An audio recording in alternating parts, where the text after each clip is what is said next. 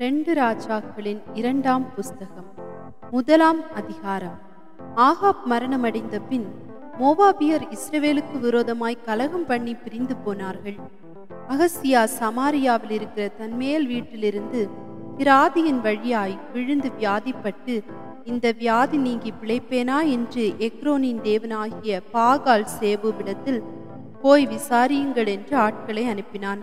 கர்த்தருடைய தூதன் திஸ்பியன் ஆகிய எலியாவை நோக்கி, நீ எழுந்து சமாரியாவுடைய ராஜாக்களின் ஆட்களுக்கு எதிர்பட போய், இஸ்ரவேலிலே தேவன் இல்லை என்றா நீங்கள் எக்ரோனின் தேவனாகிய பாகால் சேபுவிடத்தில் விசாரிக்கப் போகிறீர்கள்? இது நிமித்தம் நீ ஏறின கட்டிலிருந்து இறங்காமல் சாகவே சாவா என்று கர்த்தர் சொல்லுகிறார் என்பதை அவர்களோடே சொல்லென்றான். அப்படியே எலியா போய் சொன்னான். அந்த ஆட்கள் அவனிடத்திற்கு திரும்பி வந்தபோது, நீங்கள் திரும்பி வந்தது என்ன என்று அவன் அவர்களிடத்தில் கேட்டான். அதற்கு அவர்கள், ஒரு மனுஷன் எங்களுக்கு எதிர்பட்டு வந்து, நீங்கள் உங்களை அனுப்பின ராஜாவினிடத்தில் திரும்பி போய், இஸ்ரவேலிலே தேவன் இல்லை என்றா நீ எக்ரோனின் தேவனாகிய பாகால் சேபுவிடத்தில் விசாரிக்கப் போகிறாய்?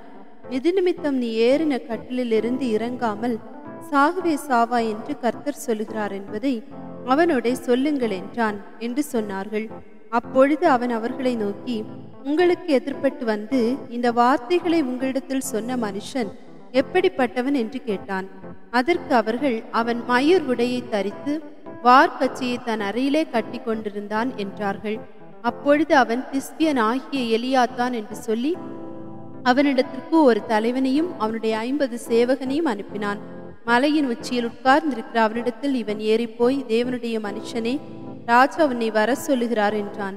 அப்பொழுது எலியா அந்த 50 பேரின் தலைவனுக்கு பிரதியுத்தரமாக, நான் தேவனுடைய மனுஷனானால் அக்கினி வானத்திலிருந்து இறங்கி உன்னையும் உன் 50 பேரையும் பட்சிக்க கடவது என்றான்.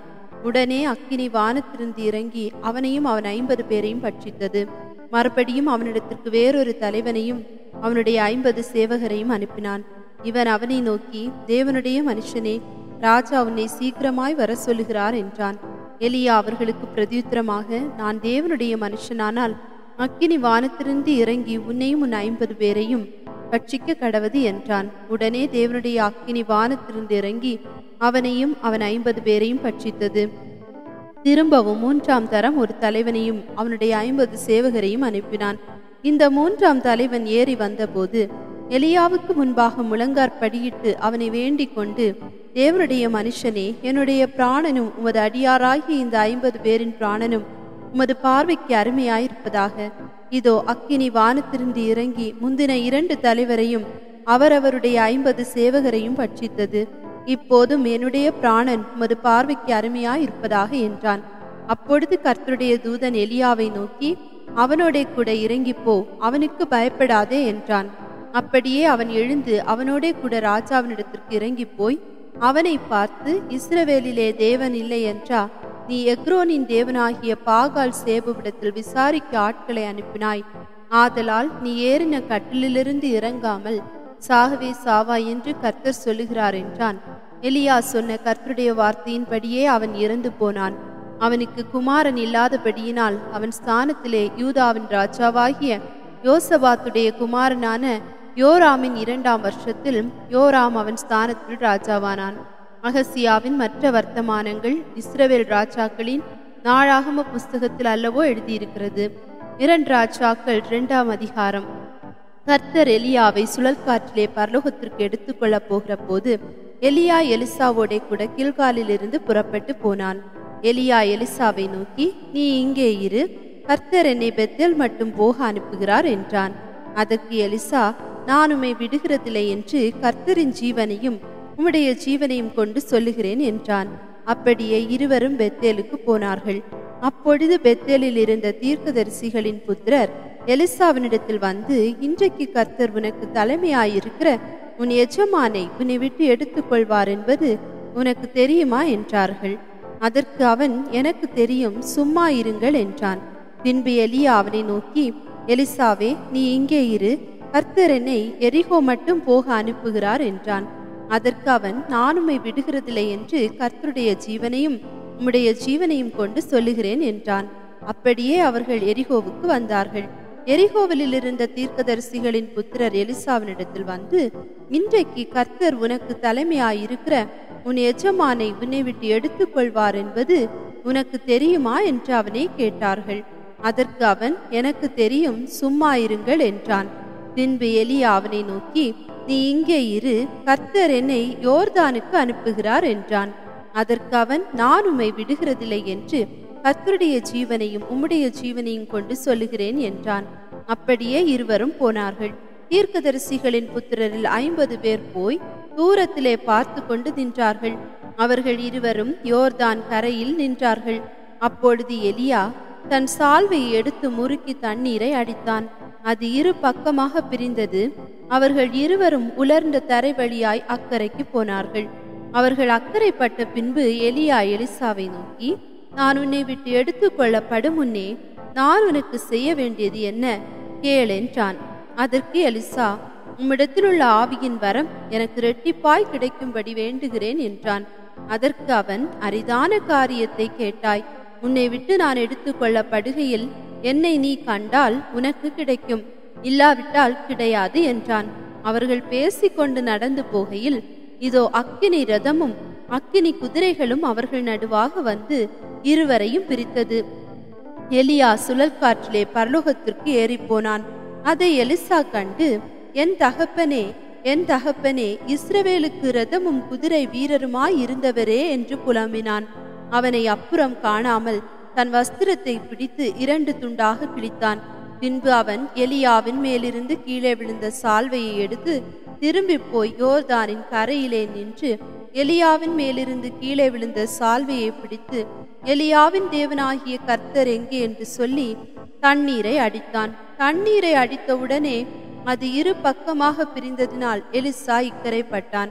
எரிகோவில் பார்த்து கொண்டு நின்ற தீர்க்கதரிசிகளின் புத்திரர் அவனை கண்டவுடனே, எலியாவின் ஆவி எலிசாவின் மேல் இறங்கி இருக்கிறது என்று சொல்லி அவனுக்கு எதிர்கொண்டு போய் தரை மட்டும் குனிந்து அவனை வணங்கி, இதோ உமது அடியாரோடே 50 பலவான்கள் இருக்கிறார்கள். அவர்கள் போய் உம்முடைய எஜமானை தேடும்படி உத்தரவு கொடும். ஒருவேளை கர்த்தருடைய ஆவியானவர் அவரை எடுத்து பர்வதங்களில் ஒன்றின் மேலாகிலும் பள்ளத்தாக்குகளில் ஒன்றுகளாகிலும் கொண்டு போய் வைத்திருப்பார் என்றார்கள். அதற்கு அவன், அவர்களை அனுப்ப வேண்டாம் என்றான். அவன் சலித்து போகும் மட்டும் அவர்கள் அவனை அலட்டி கொண்டிருந்தபடியால் அனுப்புங்கள் என்றான். அப்படியே 50 பேரை அனுப்பினார்கள். அவர்கள் 3 நாள் அவனை தேடியும் காணாமல் எரிகோவில் இருந்து அவனிடத்திற்கு திரும்பி வந்த போது அவன் இவர்களை பார்த்து, போக வேண்டாம் என்று நான் உங்களுக்கு சொல்லவில்லையா என்றான். பின்பு அந்த பட்டணத்தின் மனுஷர் எலிசாவை நோக்கி, இதோ எங்கள் ஆண்டவன் காண்கிறபடி இந்த பட்டணம் குடியிருப்புக்கு நல்லது, தண்ணீரோ கெட்டது, நிலமும் பால் நிலம் என்றார்கள். அப்பொழுது அவன் ஒரு புது தோண்டியை எடுத்து அதிலே உப்பு போட்டு கொண்டு வாருங்கள் என்றான். அதை அவனிடத்தில் கொண்டு வந்த போது அவன் நீரூற்று அண்டைக்கு போய் உப்பை அதிலே போட்டு, இந்த தண்ணீரை ஆரோக்கியமாக்கினேன், இனி இதனால் சாவு வராது, நிலப்பாழும் இராது என்று கர்த்தர் சொல்லுகிறார் என்றான். எலிசா சொன்ன வார்த்தையின்படியே அந்த தண்ணீர் இந்நாள் வரைக்கும் இருக்கிறபடி ஆரோக்கியமாயிற்று. அவன் அவ்விடத்தை விட்டு பெத்தேலுக்கு போனான். அவன் வழி நடந்து போகையில் பிள்ளைகள் பட்டணத்திலிருந்து வந்து அவனை பார்த்து, மொட்டை தலையா ஏறிப்போ, மொட்டை தலையா ஏறிப்போ என்று சொல்லி நிந்தித்தார்கள். அப்பொழுது அவன் திரும்பி அவர்களை பார்த்து கர்த்தரின் நாமத்திலே அவர்களை சபித்தான். உடனே காட்டிலிருந்து 2 கரடிகள் புறப்பட்டு வந்து அவர்களின் 42 பிள்ளைகளை பீறி போட்டது. அவன் அவ்விடத்தை விட்டு கர்மேல் பர்வதத்திற்கு போய் அங்கே இருந்து சமாரியாவுக்கு திரும்பினான். 2 ராஜாக்கள் 3ஆம் அதிகாரம். யூதாவின் ராஜாவாகி யோசபாத்தின் 18ஆம் வருஷத்தில் ஆகாப்பின் குமாரனாகிய யோராம் சமாரியாவிலே இஸ்ரவேலின் மேல் ராஜாவாகி 12 வருஷம் ராஜ்யபாரம் பண்ணி கர்த்தரின் பார்வைக்கு பொல்லாப்பானதை செய்தான். ஆனாலும் தன் தகப்பனை போலும் தன் தாயை போலும் அல்ல. தன் தகப்பன் பண்ணுவித்த பாகாரின் சிலையை அகற்றிவிட்டான். என்றாலும் இஸ்ரவேலை பாவம் செய்ய பண்ணின நேபாத்தின் குமாரனாகிய யெரொபெயாமின் பாவங்களை அவன் விட்டு நீங்காமல் அவைகளிலே சிக்கிக் கொண்டிருந்தான். மோவாபின் ராஜாவாகிய மேசா ஆடு மாடுகள் பெருத்தவனாயிருந்து இஸ்ரவேலின் ராஜாவுக்கு 1,00,000 ஆட்டுக்குட்டிகளையும் 1,00,000 குறுப்பாட்டுக்கடாக்களையும் செலுத்தி வந்தான். ஆகாப் இறந்து போன பின் மோவாபின் ராஜா இஸ்ரவேலின் ராஜாவுக்கு விரோதமாய் கலகம் பண்ணினான். அக்காலத்திலே யோராம் என்னும் ராஜா சமாரியாவில் இருந்து புறப்பட்டு இஸ்ரவேலை எல்லாம் லெக்கம் பார்த்து போய், மோவாபின் ராஜா எனக்கு விரோதமாய் கலகம் பண்ணினான், மோவாபியர் மேல் யுத்தம் பண்ண என்னோட கூட வருகிறீரா என்று யூதாவின் ராஜாவாய் யோசபாத்தை கேட்டனுப்பினதற்கு அவன், நான் வருகிறேன், நான் தான் நீர், என்னுடைய ஜனங்கள் உம்முடைய ஜனங்கள், என்னுடைய குதிரைகள் உம்முடைய குதிரைகள் என்றான். எந்த வழியாய் போவோம் என்று கேட்டான். அதற்கு அவன், ஏதோம் வனாந்திர வழியாய் என்றான். அப்படியே இஸ்ரவேலின் ராஜாவும் யூதாவின் ராஜாவும் ஏதோமின் ராஜாவும் சேர்ந்து போனார்கள். ஆனாலும் அவர்கள் 7 நாள் சுற்றி திரிந்த போது அவர்களை பின் செல்லுகிற இராணுவத்துக்கும் மிருக ஜீவன்களுக்கும் தண்ணீர் இல்லாமற் போயிற்று. அப்பொழுது இஸ்ரவேலின் ராஜா, ஐயோ, இந்த 3 ராஜாக்களையும் கர்த்தர் மோவாபியரின் கையில் ஒப்பு கொடுக்க வரவழைத்தாரே என்றான்.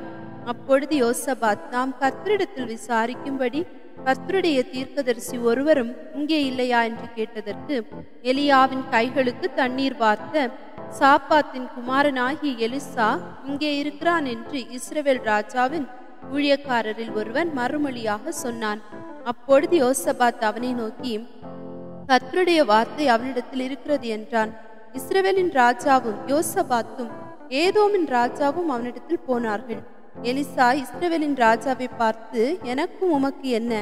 நீர் உம்முடைய தகப்பனின் தீர்க்கதரிசிகளிடத்திலும் உம்முடைய தாயாரின் தீர்க்கதரிசிகளிடத்திலும் போம் என்றான். அதற்கு இஸ்ரவேலின் ராஜா, அப்படி அல்ல, கர்த்தர் இன்று இந்த 3 ராஜாக்களையும் மோவாபியரின் கையில் ஒப்பு கொடுக்கிறதற்கு வரவழைத்தார் என்றான். அதற்கு எலிசா, நான் யூதாவின் ராஜாவாய் யோசபாத்தின் முகத்தை பாராதிருந்தால் நான் உம்மை நோக்கவும் மாட்டேன், உம்மை பார்க்கவும் மாட்டேன் என்று சேனைகளுடைய கர்த்தருக்கு முன் நிற்கிற நான் அவருடைய ஜீவனை கொண்டு சொல்லுகிறேன். இப்போதும் ஒரு சுரமண்டல வாத்தியக்காரனை என்னிடத்தில் கொண்டு வாருங்கள் என்றான். சுரமண்டல வாத்தியக்காரன் வந்து வாசித்த போது கர்த்தருடைய கரம் அவன் மேல் இறங்கி, அவன் கர்த்தர் உரைக்கிறது என்னவென்றால், இந்த பள்ளத்தாக்கிலே எங்கும் வாய்க்கால்களை வெட்டுங்கள், நீங்கள் காற்றையும் காண மாட்டீர்கள், மழையையும் காண மாட்டீர்கள், ஆனாலும் நீங்களும் உங்கள் ஆடு மாடுகளும் உங்கள் மிருக ஜீவன்களும் குடிக்கும்படிக்கு இந்த பள்ளத்தாக்கு தண்ணீரால் நிரப்பப்படும் என்று கர்த்தர் சொல்லுகிறார். இது கர்த்தரின் பார்வைக்கு அற்ப காரியம். மோவாபியரையும் உங்கள் கையிலே ஒப்பு கொடுப்பார். நீங்கள் சகல கோட்டைகளையும் சகல சிறந்த பட்டணங்களையும் தகர்த்து நல்ல மரங்களை எல்லாம் வெட்டி நீரூற்றுகளை எல்லாம் தூர்த்து நல்ல நிலத்தை எல்லாம் கல்மேடுகளாக்கி கெடுப்பீர்கள் என்றான். மறுநாள் காலமே வழி செலுத்தப்படும் நேரத்தில் இதோ தண்ணீர் ஏதோம் தேச வழியாய் வந்ததினால் தேசம் தண்ணீரால் நிரம்பிற்று. தங்களோடு யுத்தம் பண்ண ராஜாக்கள் வருகிறதை மோவாபியர் எல்லாரும் கேட்டபோது அவர்கள் ஆயுதம் தரிக்கத்தக்க வயதுள்ளவர்களையும் அதற்கு மேல்தரமானவர்கள் எல்லாரையும் கூட்டி அழைத்து கொண்டு வந்து எல்லையிலே நின்றார்கள். மோவாபியர் அதிகாலமே எழுந்தபோது சூரியன் தண்ணீரின் மேல் பிரகாசித்ததினால் அந்த தண்ணீர் அவர்களுக்கு இரத்தம் போல் சிவப்பாய் காணப்பட்டது. அதனால் அவர்கள், இது இரத்தம், அந்த ராஜாக்கள் தங்களை தாங்களே ஒருவரை ஒருவர் வெட்டி கொண்டு மாண்டு போனார்கள், ஆதலால் மோவாபியரே கொள்ளைக்கு வாருங்கள் என்று சொன்னார்கள். அவர்கள் இஸ்ரவேலின் பாளையத்திற்கு வந்த போதோவெனில் இஸ்ரவேலர் எழும்பி மோவாபியரை தங்களுக்கு முன்பாக ஓடி போகத்தக்கதாய் முறியடித்து அவர்கள் தேசத்திற்குள் புகுந்து அங்கேயும் மோவாபியரை முறியடித்து பட்டணங்களை இடித்து சகல நல்ல நிலத்திலும் கல்லறிந்து நிரப்பி நீரூற்றுகளை எல்லாம் தூர்த்து நல்ல மரங்களை எல்லாம் வெட்டி போட்டார்கள். கிராரேசேத்திலே மாத்திரம் அதன் மதில்கள் இன்னும் இடிப்படாதிருக்கிற போது கவன்காரர் அதை சுற்றி கொண்டு அதையும் சேதமாக்கினார்கள். யுத்தம் மும்முரமாகிறதென்று மோவாபியரின் ராஜா கண்டபோது அவன் ஏதோமின் ராஜாவின் மேல் வலிமையால் விழுகிறதற்கு பட்டயம் உருவுகிற 700 பேரை கூட்டிக் கொண்டு போனான். ஆனாலும் அவர்களாலே கூடாமற் போயிற்று. அப்பொழுது அவன் தன் ஸ்தானத்தில் ராஜாவாக போகிற தன் சேஷ்ட புத்திரனை பிடித்து அலங்கத்தின் மேல் அவனை சர்வாங்க தகனமாக பலியிட்டான்.